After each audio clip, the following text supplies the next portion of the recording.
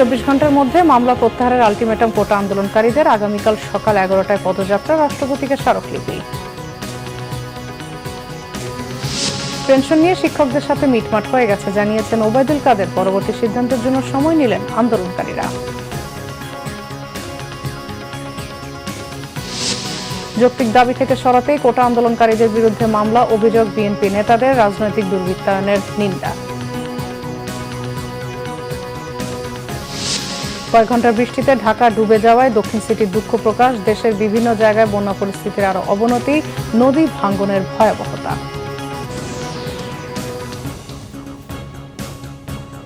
দেখছিলেন সংবাদ শিরোনাম,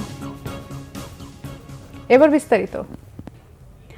জরুরি অধিবেশন ডেকে যৌক্তিকভাবে কোটা সংস্কার করে আইন পাশের দাবিতে আগামীকাল সকাল 11টায় গণপদযাত্রা করে রাষ্ট্রপতির কাছে স্মারকলিপি দেবে বৈষম্য বিরোধী ছাত্র আন্দোলন।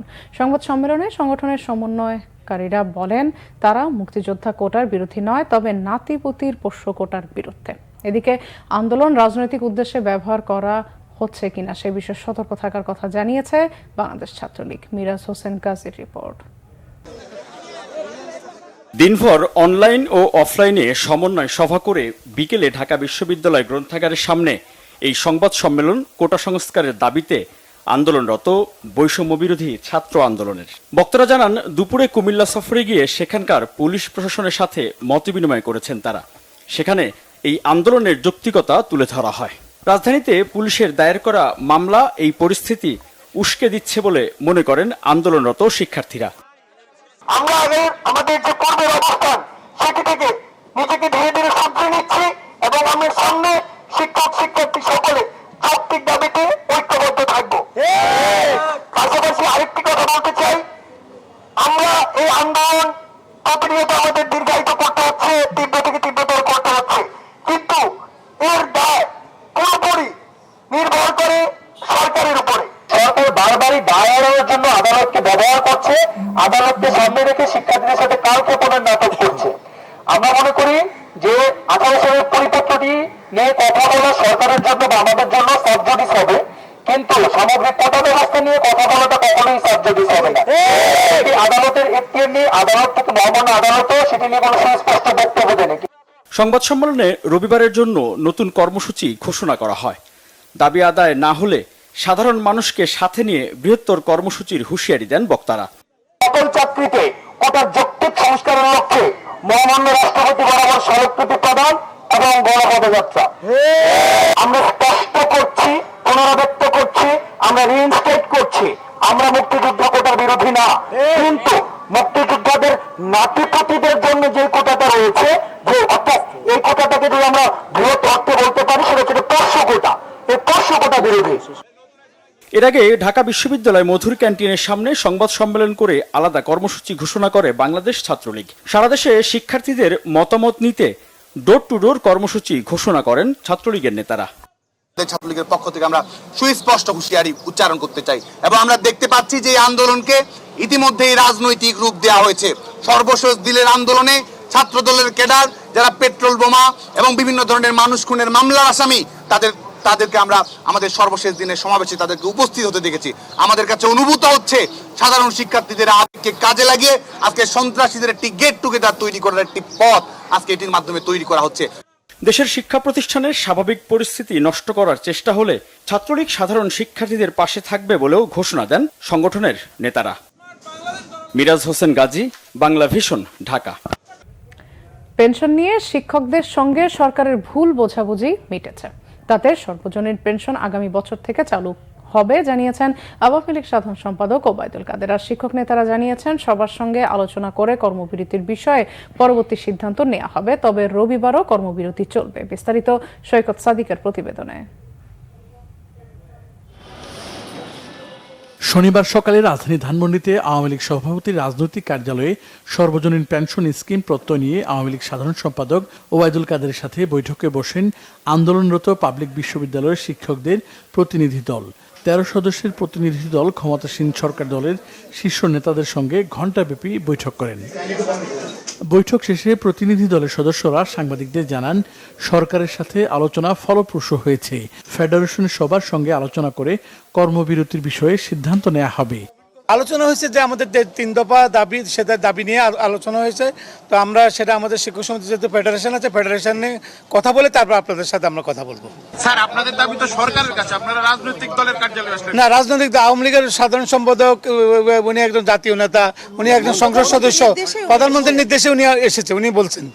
আওয়ামী লীগ সাধারণ সম্পাদক ওবায়দুল কাদের সংবাদ সম্মেলনে বৈঠকের বিস্তারিত তুলে ধরেন। বলেন, শিক্ষকদের কর্মসূচি প্রত্যাহারের অনুরোধ করা হয়েছে। তারা লিখিত যে বক্তব্য দিয়েছেন প্রধানমন্ত্রী সমীপে আমরা উত্থাপন করব। আলাপ আলোচনার ভিত্তিতে আশা করি সকল সমস্যার অচিরে সমাধান হবে। আমরা বিশ্ববিদ্যালয়ের শিক্ষকদের কর্মবিরতি কর্মসূচি প্রত্যাহার করার জন্য অনুরোধ করেছি। কোটা আন্দোলন ইস্যুকে কাজে লাগিয়ে একটি গোষ্ঠী দেশকে অস্থিতিশীল করার পায়তারা করছে বলেও অভিযোগ করেন ওবায়দুল কাদের।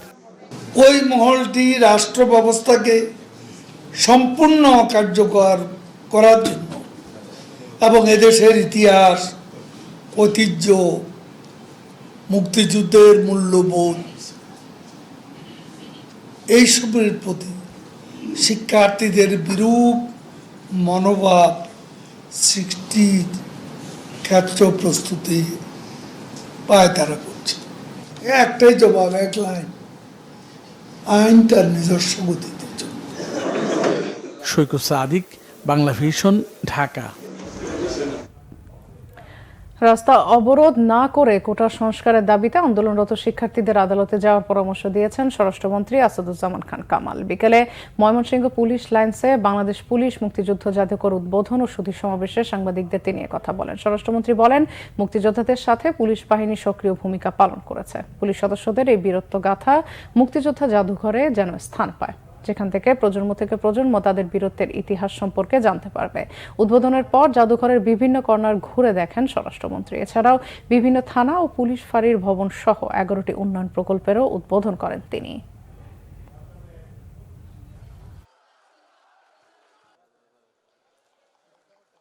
বিচার বিভাগ সম্পূর্ণ স্বাধীন। বিচার বিভাগের থেকে একটা বার্তা আসছে যে কোটা আবার চালু। এতে সংক্ষুব্ধ হয়েছে আমাদের ছাত্ররা। তাদের যে দাবিটা ছিল, আবার প্রধান বিচারপতি কিন্তু স্পষ্টতরভাবে একটা নির্দেশনা দিয়েছেন যে এই কোর্টের থেকে, হাইকোর্টের থেকে এইটা করেছিল, রায়টা দিয়েছিল, সেই রায় স্থগিত করেছে এবং ছাত্রদেরকেও বলেছেন তারা যেন উচ্চতর আদালতে যেখানে বিচারটা চলছে সেখানে এসে তাদের কথা বলে। আপিল বিভাগের রায়ের পর কোটা নিয়ে সরকারের কমিশন গঠনের কোনো সুযোগ নেই বলে জানিয়েছেন তথ্য প্রতিমন্ত্রী মোহাম্মদ আলী আরাফাত। শনিবার তেজগাঁওয়ে ঢাকা জেলা আওয়ামী লীগ কার্যালয়ে সমসাময়িক বিষয়ে সাংবাদিকদের ব্রিফিংয়ে তিনি কথা বলেন। তথ্য প্রতিমন্ত্রী বলেন, আপিল বিভাগের রায়ের পর কোটা নিয়ে সরকারের কমিশন গঠনের কোনো সুযোগ নেই। এবার তারা জাতীয় সংসদে কোটা সমস্যার সমাধানের দাবি জানিয়েছেন। আদালতের বিষয় নির্বাহী বিভাগের মাধ্যমে সমাধান করা সম্ভব নয় জেনে বুঝেও নির্বাহী বিভাগের মাধ্যমে কোটা সমস্যার সমাধানের দাবি করছেন আন্দোলনকারীরা। কোটা সম্পর্কে অজ্ঞতার কারণে এক এক সময় এক এক দাবি করছেন আন্দোলনকারীরা। কোটা পরিবর্তনের আন্দোলন নয়, তাদের অন্য কোনো দুরভিসন্ধি রয়েছে কিনা প্রশ্ন তোলেন মোহাম্মদ আলী আরাফাত। দফায় দফায় তাদের দাবি পরিবর্তন করা হচ্ছে। এই জিনিসটা আমি একটু পরিষ্কার করি আপনাদেরকে। আপনারা জানেন যে রাষ্ট্রের 3টি অঙ্গ আছে, এটা আমরা সবাই জানি, নির্বাহী বিভাগ, বিচার বিভাগ, আইন। তো যখন সরকার হাইকোর্টের আদেশের বিরুদ্ধে আপিল করে সর্বোচ্চ আদালতে আইনি প্রক্রিয়া ঢুকে গেছে, তখন তো কমিশন গঠন করার কোনো সুযোগ নেই ওই মুহূর্তে, বা ঘোষণা দেওয়ারও সুযোগ নেই, কারণ এটা অসাংবিধানিক হবে। আন্দোলনকারীদের দাবি বারবার পরিবর্তন হচ্ছে কেন? এক একবার রাষ্ট্রের এক এক অঙ্গের কাছে দাবি করা হচ্ছে কেন? এতে কি প্রমাণিত হয়? এতে প্রমাণিত হয় তার আদৌ পুরো বিষয় নিয়ে ভালোভাবে জ্ঞাত নন। সর্বোচ্চ আদালতের আদেশের মাধ্যমে সরকারি পরিপত্র আবারও পুনর্বহাল হওয়ার পর আন্দোলনকারীদের প্রাথমিক দাবি পূরণ হওয়া এবং তাদের মৌলিক দাবি এবং সরকারের অবস্থান একই রকম প্রতীয়মান হওয়া সত্ত্বেও যারা বারবার দাবি পরিবর্তন করে বিভ্রান্তি তৈরি করছে এবং এখনো আন্দোলন নামে জনদুর্ভোগ তৈরি করছে, আমি মনে করি তারা কোটা পদ্ধতি সংস্কার চায় না, তাদের অন্য কোনো দুরভিসন্ধি আছে। কোটা সংস্কারের দাবিতে চলমান আন্দোলনকে যৌক্তিক বললেন বিএনপির স্থায়ী কমিটির সদস্য মির্জা আব্বাস। তার অভিযোগ, আন্দোলনকে ধামাচাপা দিতে বিএনপিকে জড়ানোর অপপ্রয়াস চালাচ্ছে সরকার। বিএনপি আন্দোলনে ব্যর্থ নয় জানিয়ে মির্জা আব্বাস বলেন, নির্যাতনের মাধ্যমে আন্দোলন নস্যাৎ করার ষড়যন্ত্র ক্ষমতাসীনদের। রিপোর্ট করছেন সিকান্দার রহমান। নতুন গঠিত ঢাকা মহানগর উত্তর ও দক্ষিণ বিএনপির নেতাদের নিয়ে দলটির প্রতিষ্ঠাতা সাবেক রাষ্ট্রপতি জিয়াউর রহমানের মাজার জিয়ারতে যান বিএনপির স্থায়ী কমিটির সদস্য মির্জা আব্বাস। সাথে ছিলেন মহানগরের বিপুল সংখ্যক নেতাকর্মী। দলকে আরও সুসংগঠিত করার কথা জানান নতুন কমিটির নেতারা। এ সময় বিএনপির স্থায়ী কমিটির সদস্য মির্জা আব্বাস কথা বলেন কোটা সংস্কার আন্দোলন প্রসঙ্গে। কোটা সংস্কার আন্দোলন যারা করছে তাদের দাবি দেওয়া ন্যায্য, সুতরাং বিএনপি এর সঙ্গে আছে এই কথা বলে আসল বিষয়টাকে ধামাচাপা দেওয়ার চেষ্টা করার কোনো প্রয়োজন আছে বলে আমি মনে করি না। এটা তাদের একটা অপপ্রয়াস, অপকৌশল এই আন্দোলনকে অন্যদিকে ধাবিত করার জন্য। এই আন্দোলনের ফাঁক দিয়ে আবার অন্য কোনো অপকর্ম তারা করছে কিনা, এই দেশের বিরুদ্ধে কোনো ষড়যন্ত্র করছে কিনা, এটা আমরা ভয় পাচ্ছি। বিএনপির আন্দোলন নিয়ে সাংবাদিকদের প্রশ্নেরও জবাব দেন তিনি। বিএনপির কোনো আন্দোলন কখনো ব্যর্থ হয় নাই। এই আন্দোলনে আমাদের ছেলেরা, আমাদের কর্মীরা, আমাদের নেতারা দলে দলে জেলে গিয়েছে, এখনো যাচ্ছে, আবার বের হচ্ছে, আবার ঢুকতেছে, গুলি খেয়েছে, আহত হয়েছে, শাহাদাত বরণ করেছে, বহু লোক আছে। সুতরাং আন্দোলন ব্যর্থ হয় নাই, বরং সরকার আন্দোলনকে নস্যাৎ করার একটা চেষ্টা করতেছে। বেগম খালেদা জিয়ার মুক্তির দাবিতে চলমান আন্দোলন জোরদারের কথাও বলেন দলটির নেতারা। সিকান্দার রহমান, বাংলাভিশন, ঢাকা। বিএনপির ভাইস চেয়ারম্যান অবসরপ্রাপ্ত মেজর হাফিজ উদ্দিন আহমেদ বলেছেন, দেশে রাজনৈতিক দুর্বৃত্তায়নের কারণে কোটা ব্যবস্থাকে সবার উপর চাপিয়ে দেওয়া হচ্ছে। কোটার বিপক্ষে আন্দোলনকারীদের পক্ষে বিএনপির পূর্ণ সমর্থনের কথাও জানান তিনি। ঢাকা রিপোর্টার্স ইউনিটিতে বিএনপি চেয়ারপারসন বেগম খালেদা জিয়ার নিঃশর্ত মুক্তি, ভারতের সাথে দেশের স্বার্থবিরোধী চুক্তি বাতিল ও সর্বগ্রাসী দুর্নীতিবাজদের গ্রেফতার এবং বিচারের দাবিতে আলোচনা সভায় এসব কথা বলেন তিনি। তার অভিযোগ, ক্ষমতায় টিকে থাকতে সরকার ভারতের সাথে দেশবিরোধী চুক্তির পাশাপাশি দলীয় লোক ও আমলাদের লুটপাটের সুযোগ করে দিচ্ছে। এ সময় বিএনপি চেয়ারপারসনের উপদেষ্টা সৈয়দ মোয়াজ্জেম হোসেন আলাল বলেন, দুর্নীতিবাজদের না খুঁজে বিএনপির দোষ খোঁজায় ব্যস্ত আওয়ামী লীগের নেতারা। দেশের প্রত্যেকটি জায়গায় জনগণকে জিম্মি করে রাখা হয়েছে অভিযোগ করে তিনি আরো বলেন, সরকার রেল ট্রানজিটের নামে মূলত ভারতকে করিডোর দিয়েছে, যা দেশের সার্বভৌমত্বের জন্য হুমকি।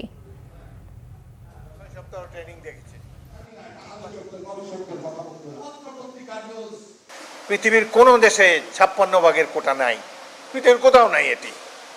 যেহেতু আমাদের দেশে অনির্বাচিত সরকার, রাজনীতির হয়েছে ব্যাপক দুর্বৃত্তায়ন, সেই কারণে এই ধরনের কোটা ব্যবস্থা, যেটি অসভ্যতার পরিচায়ক, এখনো বাংলাদেশে বিদ্যমান রয়েছে।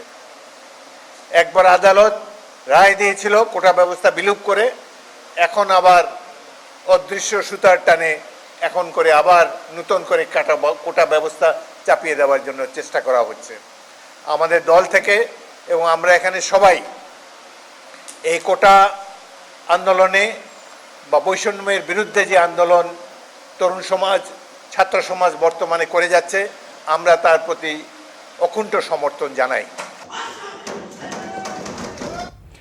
রাজধানীতে জলাবদ্ধতা তৈরি না হওয়ার ওয়াদা দিলেও বাস্তবতা একেবারে ভিন্ন। মাত্র কয়েক ঘন্টার বৃষ্টিতে ডুবে গেছে ঢাকা শহরের জন্য দুঃখ প্রকাশ করেছে ঢাকা দক্ষিণ সিটি কর্পোরেশন। সংস্থাটি গত 4 বছর 360 কোটি টাকা জলাবদ্ধতা নিরসনে ব্যয় করলেও এখন সমন্বয়হীনতার দিকে আঙ্গুল তুলেছে। অতিরিক্ত বৃষ্টি আর পলিথিনকে দায়ী করছে জলাবদ্ধতার জন্য। স্বপ্ন না দেখিয়ে বাস্তবায়নে পদক্ষেপ নিতে নগর পিতাদের মনোযোগী হবার আহ্বান নগর পরিকল্পনাবিদদের। বিস্তারিত ফরুক বাবুর রিপোর্টে। এখন বিচ্ছিন্ন কয়েকটি জায়গা ছাড়া তেমন কোনো জায়গায় দীর্ঘক্ষণ জলাবদ্ধতা থাকে না। কোথাও পানি জমে থাকলে দ্রুত যেন সেটা নিষ্কাশন করা যায়। আমাদের লক্ষ্য 15 থেকে 30 মিনিটের মধ্যেই যাতে করে সেখান থেকে পানি নিষ্কাশন হয়। এভাবে আমরা ব্যাপক কর্মযজ্ঞ এবং কার্যক্রম চালিয়ে যাচ্ছি। মাত্র 2 মাস আগে ঢাকা দক্ষিণ সিটি কর্পোরেশনের মেয়র ব্যারিস্টার শেখ ফজলুর তাপস বলেছিলেন তার এলাকায় জলাবদ্ধতা দেখা দিবে না, কিন্তু 130 মিলিমিটার বৃষ্টিতেই ডুবে গেছে ঢাকা দক্ষিণ সিটি কর্পোরেশনের অধিকাংশ ওয়ার্ড। অনেক এলাকার প্রধান সড়কও পানির নিচে চলে যায়, ডুবে যায় মার্কেটও। তাহলে গত 4 বছর কি কাজ হয়েছে জলাবদ্ধতা নিরসনে, সেই প্রশ্ন সামনে এসেছে। ঢাকা দক্ষিণ সিটি কর্পোরেশনের রাস্তা মেরামতের কাজে বরাদ্দের অর্থের 30% ব্যয় হয় ড্রেনেজের কাজে। সেই সাথে আলাদাভাবে ড্রেনেজ ব্যবস্থার উন্নয়নে প্রতি বছর কম হলেও প্রায় 80 কোটি টাকা বরাদ্দ রাখা হয়। এত সবের পরও 4 ঘন্টার বৃষ্টিতে পানির নিচে ঢাকা শহর। জলাবদ্ধতা দেখা দেয় এখন প্রতিবন্ধকতা নিয়ে সংবাদ সম্মেলন করেছে ঢাকা দক্ষিণ সিটি কর্পোরেশন। জলাবদ্ধতার মুখ আর দেখবে না এমন কথা প্রতিবছর বলা হলেও বাস্তবতা ভিন্ন। সংস্থাটির প্রধান নির্বাহী কর্মকর্তা বলেন, অন্যদের কারণে সৃষ্টি হওয়া সমস্যা কর্পোরেশনের কাঁধে তুলে দেয়া উচিত নয়। আমাদের প্রচেষ্টার কোনো ইয়ে নেই, কিন্তু কিছু সীমাবদ্ধতা আছে, সেটা আমি অকপটে আপনাদের কাছে স্বীকার করেছি। একদিনই সব কিছু হয়ে যাবে না, কিন্তু সবার সহযোগিতা লাগবে। তবে কি পরিমাণ বৃষ্টি মোকাবেলা করার সক্ষমতা ঢাকা দক্ষিণ সিটির রয়েছে তাও জানে না সংস্থাটি। আমাদের গত কয়েক বছরে যে অভিজ্ঞতা হয়েছে, স্বাভাবিক বৃষ্টিতে আমাদের সমস্যা হবে বলে আমরা আশা করি, সমস্যা হবে না বলে আমরা আশা করি। ঢাকা দক্ষিণ সিটি কর্পোরেশন এলাকার বিভিন্ন এলাকায় এখনও জলাবদ্ধতা আছে, যার নিরসনে কাজ চলমান বলেও জানায় সংস্থাটি। নগর পরিকল্পনাবিদরা বলছেন, নগর পিতারা কথা কম বলে কাজ বেশি করলে এমন পরিস্থিতির সৃষ্টি হতো না। আগামী বর্ষায় কোনো ধরনের জলাবদ্ধতা থাকবে না, এই বাস্তবতাই তো আসলে ঢাকা শহরে নেই। মেয়ররা যখন বারবার এই আশ্বাসটা দেন, আসলে সেটা ঢাকার যে দীর্ঘদিনের নগর পরিকল্পনার যে আমাদের যে অব্যবস্থাপনা, উন্নয়ন নিয়ন্ত্রণের অব্যবস্থাপনা এবং আইনের শাসনের দুর্বলতা, সেটাকে উপেক্ষা করা হয়।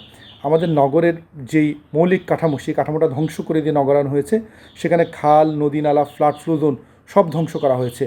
এখন পুরো শহরে সবুজ এলাকা এবং জলাশয় এই মিলে আমাদের 10% ভূমিও নেই যেখানে এই পানিটা ধারণ করবে কিংবা পানিটা মাটির নিচে পাঠিয়ে দিবে, যেখানে আইডিয়ালি 40% থাকার কথা ছিল।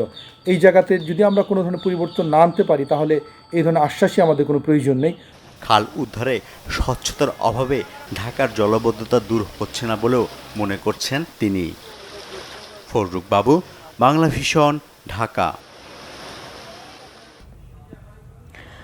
টাঙ্গাইলে বন্যা পরিস্থিতির অবনতি হয়েছে, প্লাবিত হয়েছে নতুন নতুন এলাকা। ভাঙ্গন আর বন্যায় দিশেহারা দুর্গত এলাকার মানুষ। বন্যার তেমন উন্নতি নেই কুড়িগ্রাম ও সিরাজগঞ্জে।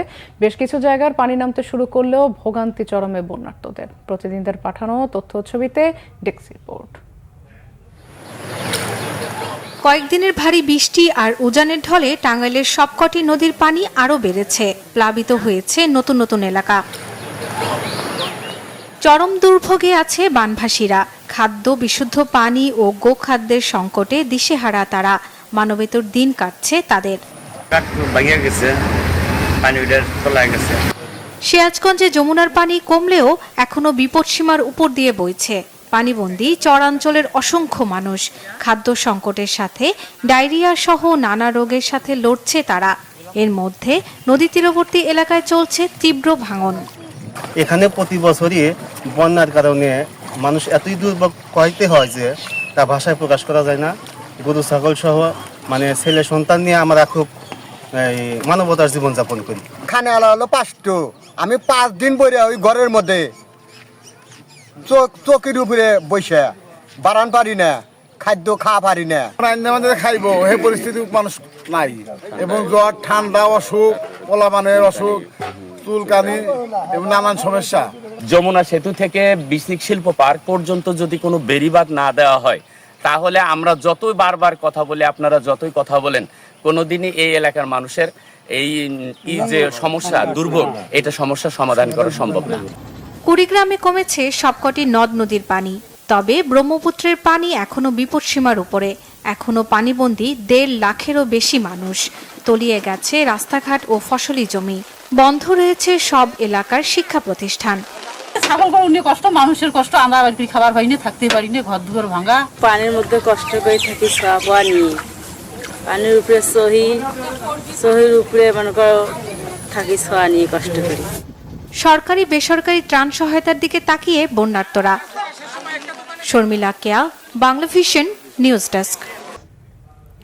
প্রধানমন্ত্রী শেখ হাসিনা বলেছেন, ভারোত্তোলন, ক্রিকেট, ফুটবল, ভলিবল সহ সকল খেলায় বাংলাদেশ যাতে আরো ভালো করতে পারে সেজন্য পৃষ্ঠপোষকতা দিয়ে যাচ্ছে সরকার। রাজধানীর আর্মি স্টেডিয়ামে আন্তঃব্যাংক ফুটবল টুর্নামেন্টের সমাপনী অনুষ্ঠানে প্রধান অতিথির বক্তব্যে তিনি এসব কথা বলেন। বঙ্গবন্ধুর সময় থেকে বর্তমান সরকারের খেলাধুলায় নানা অবদানের কথা তুলে ধরেন তিনি। বলেন, বাংলাদেশটা যাতে খেলাধুলায় আরো বেশি এগিয়ে যায় সে বিষয়ে সচেষ্ট রয়েছে সরকার। সমগ্র বাংলাদেশে প্রতিটি উপজেলায় খেলার মাঠ এবং জেলা শহরে মিনি স্টেডিয়াম করেছে সরকার, এমন তথ্য জানিয়ে শেখ হাসিনা বলেন, মেয়েদের ফুটবল এগিয়ে নিতে বঙ্গমাতা ফুটবল টুর্নামেন্ট চালু করেছে সরকার। এটি শুধু দেশে নয়, আন্তর্জাতিকভাবেও বাংলাদেশকে তুলে ধরছে ছেলেমেয়েরা। এই প্রচেষ্টার মাধ্যমে একদিন বাংলাদেশ বিশ্ব চ্যাম্পিয়ন হবে বলেও প্রত্যাশা করেন বঙ্গবন্ধু কন্যা। তিনি আরও বলেন, ফুটবল শুধু বাংলাদেশ নয়, সারা বিশ্বের জনপ্রিয় খেলা।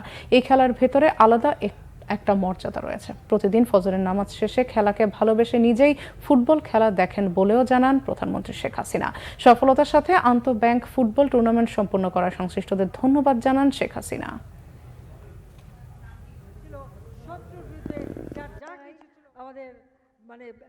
আমি এটাই চাই যে যখন আমি সরকার এসেছি তখন থেকে আমার প্রচেষ্টা বাংলাদেশটা যেন আরো এই খেলাধুলোর দিকে এগিয়ে যায়, ছেলেমেয়েরা আরো বেশি মনোযোগী হয়। এটা যেমন সকলকে সুস্বাস্থ্যের অধিকারী করবে, পাশাপাশি এই যে প্রতিযোগিতামূলক মনোভাব গড়ে উঠবে, নিজেকে আরও উন্নত করবার একটা চেতনা জাগ্রত হবে। সেই সাথে খেলাধুলা, লেখাপড়া, সংস্কৃতি চর্চার মধ্য দিয়ে নিজের যে দেশের একটা সংস্কৃতি, নিজের যে একটা জ্ঞান, নিজের মেধা, মনন সেটাকে একটা প্রকাশ করবার সুযোগ পাবে সবাই। সেজন্যই খেলার উপরে আমরা বেশি গুরুত্ব দিই। সমগ্র বাংলাদেশে প্রত্যেকটা উপজেলায় আমরা একটা খেলার মাঠ করে দিচ্ছি। চীন সফর নিয়ে বিস্তারিত জানাতে কাল সংবাদ সম্মেলনে আসছেন প্রধানমন্ত্রী শেখ হাসিনা। শনিবার প্রধানমন্ত্রীর উপপ্রেস সচিব এম ইমরুল কায়েস এ তথ্য জানিয়েছেন। তিনি জানান, রবিবার বিকেল 4টায় গণভবনে সংবাদ সম্মেলন শুরু হবে। চীনের প্রধানমন্ত্রী লি কিয়াং এর আমন্ত্রণে দেশটিতে 3 দিনের রাষ্ট্রীয় সফর শেষে বেজিং থেকে গত বুধবার দেশে ফেরেন প্রধানমন্ত্রী। বেজিংয়ে প্রধানমন্ত্রী চীনের প্রেসিডেন্ট শি জিনপিং এর সঙ্গে দ্বিপক্ষীয় বৈঠক করেন এবং প্রধানমন্ত্রী লি কিয়াং এর সঙ্গে প্রতিনিধি পর্যায়ে দ্বিপক্ষীয় বৈঠক সহ বিভিন্ন অনুষ্ঠানে যোগ দেন। 10 জুলাই বাংলাদেশের প্রধানমন্ত্রী ও চীনের প্রধানমন্ত্রীর মধ্যে একটি প্রতিনিধি পর্যায়ের দ্বিপক্ষীয় বৈঠকের পর উভয় দেশ 21টি সমঝোতা দলিলে সই করে এবং 7টি প্রকল্পের ঘোষণা দেয়। অর্থনীতিবিদ ও পলিসি রিসার্চ ইনস্টিটিউট PRI এর নির্বাহী পরিচালক ডক্টর আহসান এইচ মনসুরের মতে, ব্যাংকিং খাতে ঘুণে ধরেছে। এখন ঘরের থালাবাটি বেচে কর্মাপোলাও খাচ্ছে ব্যাংকগুলো। এভাবে চলতে থাকলে আমানত শেষ হবে, গ্রাহকের অর্থ আর ফেরত দিতে পারবে না ব্যাংকগুলো। শনিবার রাজধানীতে ERF কার্যালয়ে বাংলাদেশে ব্যাংকিং খাতে দুরবস্থার কারণ শীর্ষক আলোচনা সভার আয়োজন করা হয়। এ সময় PRI এর নির্বাহী পরিচালক ডক্টর আহসান এইচ মনসুর আরও বলেন, দেশে সবচেয়ে বেশি তথ্য লুকানো হচ্ছে আর্থিক খাতে। দেশের অভ্যন্তরীণ ও বিদেশি 2 উৎস থেকেই বাংলাদেশে ঋণ নেয়ার সক্ষমতা হারাচ্ছে। এ কারণে চীনের থেকে প্রত্যাশিত ঋণ পাওয়া যায়নি বলেও মনে করেন তিনি। দেশের ব্যাংকিং খাতে দুরবস্থায় কেন্দ্রীয় ব্যাংক ও সরকার কোনোভাবেই এড়াতে পারে না বলে মন্তব্য করেন ডক্টর আহসান এইচ মনসুর।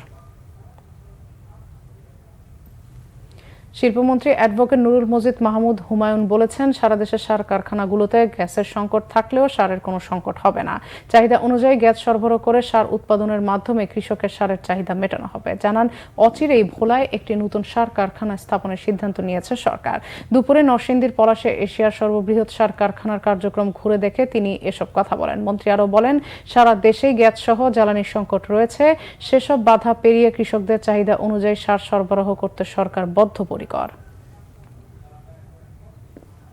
বৃষ্টি, ভারী বর্ষণ ও বন্যার কারণে বাজারে কাঁচা পণ্যের দাম বেড়েছে বলে জানিয়েছেন বাণিজ্য প্রতিমন্ত্রী আহসানুল ইসলাম টিটু। তিনি বলেছেন, কোথাও ব্যবসায়ীকে পণ্য মজুদের সুযোগ দেওয়া হবে না। সকালে টিসিবি অডিটোরিয়ামে এক সংবাদ সম্মেলনে এক প্রশ্নের জবাবে কথা বলেন তিনি। বাজার কাঁচামরিচের কেজি 400 টাকার বেশি ও পেঁয়াজের দাম 130-140 টাকা কেজি উল্লেখ করে বাণিজ্য প্রতিমন্ত্রীকে প্রশ্ন করা হলে তিনি বলেন, এই মুহূর্তে 18টি জেলায় বৃষ্টি ও ভারী বর্ষণের কারণে পানি বেড়ে গেছে। বিভিন্ন কাঁচা বাজারে পানি উঠেছে। বাজারে বসার মতো অবস্থা নেই। এটি সাময়িক উল্লেখ করে দাম বৃদ্ধিতে কোনো ষড়যন্ত্র ষড়যন্ত্র দেখছেন না বলেও জানান আহসানুল ইসলাম। জানান মজুতদারদের বিরুদ্ধে সরকারের শক্ত অবস্থান রয়েছে। কোনো ব্যবসায়ীকে মজুতদারি করে পণ্যের দাম বাড়াতে দেওয়া হবে না বলেও জানান বাণিজ্য প্রতিমন্ত্রী।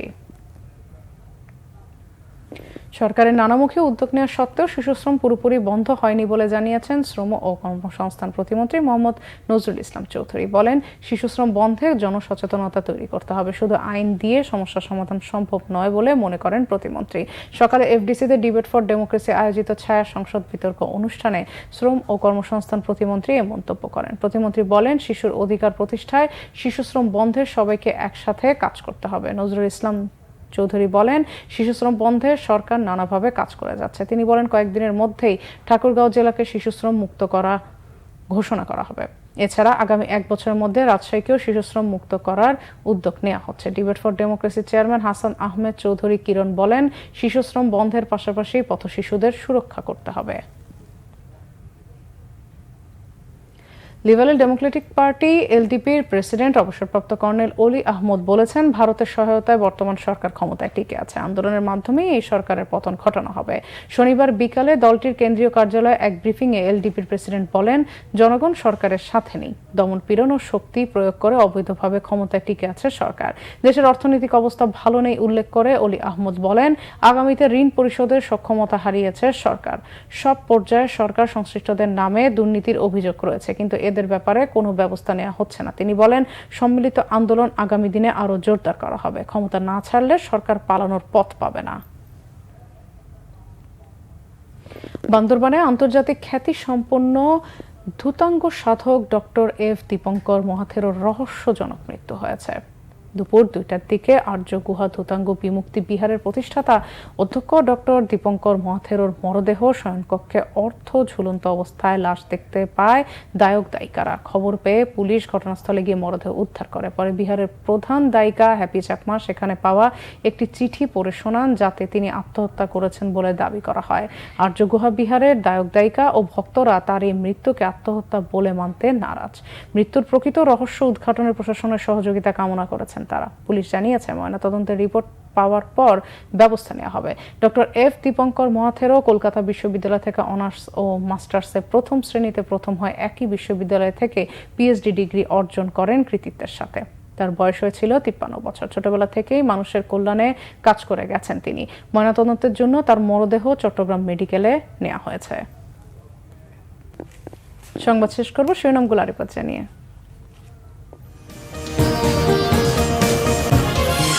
24 ঘন্টার মধ্যে মামলা প্রত্যাহারের আলটিমেটাম কোটা আন্দোলনকারীদের। আগামীকাল সকাল 11টায় পদযাত্রা, রাষ্ট্রপতিকে স্মারকলিপি। পেনশন নিয়ে শিক্ষকদের সাথে মিটমাট হয়ে গেছে জানিয়েছেন ওবায়দুল কাদের। পরবর্তী সিদ্ধান্তের জন্য সময় নিলেন আন্দোলনকারীরা। যৌক্তিক দাবি থেকে সরাতেই কোটা আন্দোলনকারীদের বিরুদ্ধে মামলা, অভিযোগ বিএনপি নেতাদের রাজনৈতিক দুর্বৃত্তায়নের নিন্দা। কয়েক ঘন্টার বৃষ্টিতে ঢাকা ডুবে যাওয়ায় দক্ষিণ সিটির দুঃখ প্রকাশ। দেশের বিভিন্ন জায়গায় বন্যা পরিস্থিতির আরো অবনতি, নদী ভাঙ্গনের ভয়াবহতা। এই ছিল এখনকার মতো। পরের সংবাদ রাত 10:30টায়। এর আগে 9টায় রয়েছে নিউজ 20। এছাড়া বাংলাদেশের সংবাদ সংশ্লিষ্ট অনুষ্ঠান দেখতে ভিজিট করুন www.bbnews24.com ও facebook.com/banglavisionnews। সাবস্ক্রাইব করুন youtube.com/banglavisionnews। ধন্যবাদ সবাইকে।